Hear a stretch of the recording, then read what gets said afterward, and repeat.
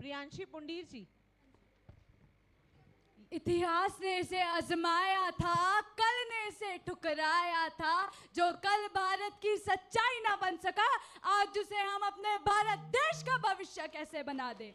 नमस्कार माननीय अध्यक्ष महोदय। Today I, Priyanshi Pundir from Devbhoomi, Uttarakhand, will be sharing my views against the bill One Nation, One Election, which means conducting simultaneous election. If the supporters believe this should be the political reality of India, what if the government fails to prove it's a majority after 2 years? Will we deny the people to elect the people when there will be next general common election, or we will allow them the right to vote? According to me, they should be allowed right to vote rather than any force arrangements, क्योंकि ये लोकतंत्र किसी सरकार को बचाने के लिए नहीं, लोकतंत्र मेरे भारत के भविष्य के लिए, हित के लिए, अच्छे के लिए ही होना चाहिए। और जिस दिन ऐसा नहीं हुआ, उस दिन लोकतंत्र सही मायनों में लोकतंत्र नहीं है।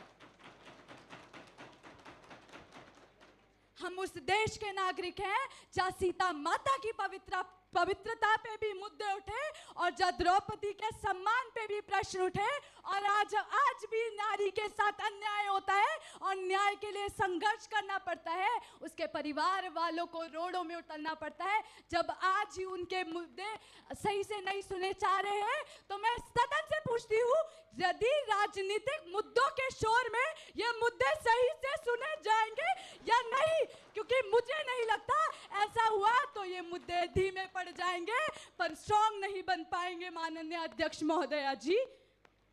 And IDFC, Institution of Simultaneous Election, says that if the elections of MP and MLA will happen on the same day, so most of the 77% of the population of India will end up voting same person from the same party. अरे क्या बात करते हैं? आज बोलेंगे one nation one election, कल one nation one party, फिर one nation one leader. क्या मैं चाहती हूँ, क्या आप सब ये चाहते हैं कि मेरे भारत देश में तानाशाही आए? इतने सालों के संघर्ष किया हमने इस आज़ादी के लिए, और आज हम वो गुलामी चाह रहे हैं? क्या यही हमारे भारत देश की असलियत रह चुकी है क्या? और आखिरी में मैं कहना चाहूंगी, लगता है कुछ लोगों को लोकतंत्र नहीं, लोकमें तंत्र चाहिए, जहां 5 साल में एक बार जनता आए और फिर अगली मुलाकात चुनावी पोस्टरों पे ही हो। माफ कीजिए, मैं ऐसे भारत के पक्ष में नहीं पर विपक्ष में ही खड़ी होंगी। धन्यवाद।